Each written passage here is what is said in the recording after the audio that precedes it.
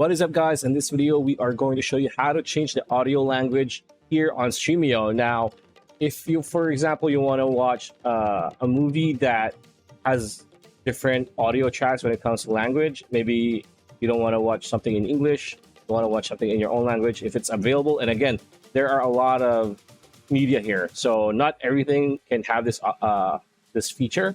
With that said, what you want to do is click on the settings right here. And in the settings, what you want to do is click on player. It's under general, like this. Now you're going to see here under player, right? It says subtitles, not that. We want to look at the audio. So as you can see here, it says audio, auto select audio track, enable that. And default audio track is whatever language you have. Now, hopefully there's a bunch of languages here. Hopefully yours or your country's is here. And then just select that, right? Select that and you will be good to go.